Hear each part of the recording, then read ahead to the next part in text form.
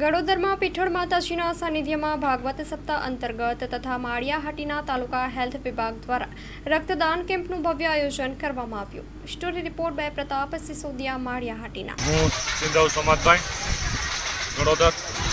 આજ રોજ તારીખ 24/4/2025 સિંધવ પરિવાર દ્વારા આયોજિત શ્રીમદ ભાગવત કથા પારાયણના જૂનાગઢ મેડિકલ કોલેજ દ્વારા શ્રી માળિયા તાલુકા આરોગ્ય શાખા દ્વારા તેમજ જુથડ હોસ્પિટલ દ્વારા બ્લડ ડોનેશન કેમ્પનું આયોજન ગડોદર મુકામે શ્રીમદ ભાગવત સપ્તાહના પટાંગણમાં કરેલું હતું।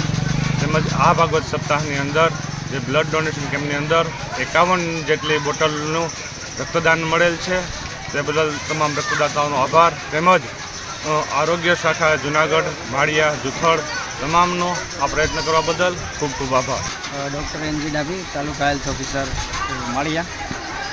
આજરોજ ગડોદર ખાતે સિંધવ પરિવાર આયોજિત સપ્તાહમાં તાલુકા હેલ્થ કચેરી તથા પ્રાથમિક આરોગ્ય કેન્દ્ર જુથડ દ્વારા બ્લડ ડોનેશન કેમ્પનું આયોજન કરવામાં આવેલું હતું।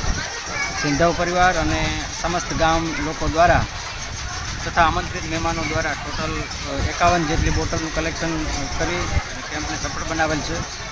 બ્લડ ડોનેશનનું મુખ્ય ઉદ્દેશ્ય ઇમરજન્સીમાં બ્લડની જરૂરિયાત, ખાસ કરીને સગર્ભા માતાઓ તથા થેલેસેમિયાગ્રસ્ત બાળકોને બ્લડ પૂરું પાડવા માટેનું એક મુખ્ય ઉદ્દેશ્ય હતું।